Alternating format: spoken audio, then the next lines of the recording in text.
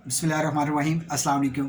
दोस्तों, बाज़ दफ़ा हमें ज़िंदगी में आगे बढ़ने के लिए नाकामी को देखकर जो फेलियर की स्टोरीज़ हैं, फेलियर के रीज़न्स हैं, उनको जानकर हम लाइफ़ में ग्रो कर सकते हैं। सिर्फ़ कामयाबी को जान के ग्रो नहीं किया जा सकता।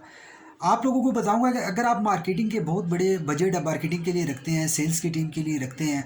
अब जब सेल्स की टीम और मार्केटिंग की टीम मार्केटिंग करने के बाद जो न्यू लीड्स जनरेशन एक एक्टिविटी परफ़ॉर्म करते हैं, प्रॉस्पेक्टिंग करते हैं, वहाँ पे फ़ेल हो जाते हैं। अगर आपकी बिज़नेस की पाइपलाइन नहीं है फुल, अगर आपके पास बिज़नेस का कोई भी ऐसा फ्रेमवर्क नहीं है, आपके पास लिस्टिंग नहीं है, तो आप बिज़नेस को ग्रो नहीं कर पाएँगे। आपके पास जो रनिंग में कस्टमर आएगा, वही आप फैसिलिटेट कर पाएँगे। तो बेसिकली हम लोगों से मिस्टेक ये होती है कि हम लोग लीड्स जब जनरेट करते हैं, हम बहुत बड़ी गलती करते हैं। मैं आज आप लोगों से शेयर करने वाला हूँ वो गलतियाँ। 2 ऐसी गलतियाँ हैं, 2 ऐसे तरीके हैं जिससे आप अपनी लीड्स और अपनी पाइपलाइन से बहुत अच्छा बिज़नेस जनरेट कर सकते हैं।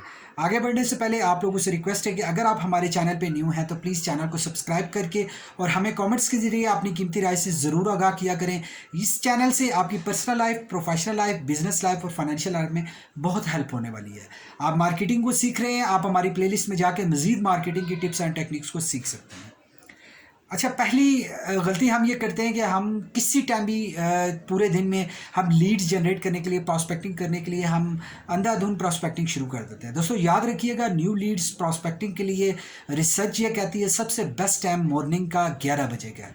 11 से 1 बजे के दौरान आप देख लें कि मॉर्निंग में जो भी प्रोक्योरमेंट वाले हैं, जो परचेजिंग वाले हैं या आपके जो प्रॉस्पेक्ट हैं, वो सुबह मॉर्निंग में अपने ऑफिस का मेन वर्क कंप्लीट करके 11 बजे तक इजी हो चुके होते हैं। आप उस वक्त प्रॉस्पेक्टिंग करते हैं तो उनका माइंड बिल्कुल फ्रेश होता है और आपके साथ बेहतर बात कर सकते हैं।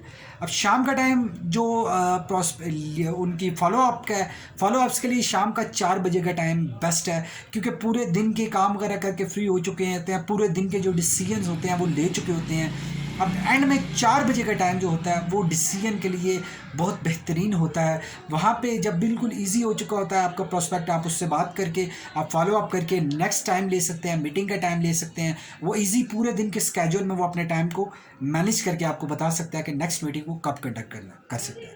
दोस्तों, उम्मीद करता हूँ कि इस वीडियो से आपने सीखा होगा कि जो रिसर्च है वो बेस्ट टाइम फॉलो अप के लिए और प्रॉस्पेक्टिंग के लिए कौन सा रिकमेंड करती है।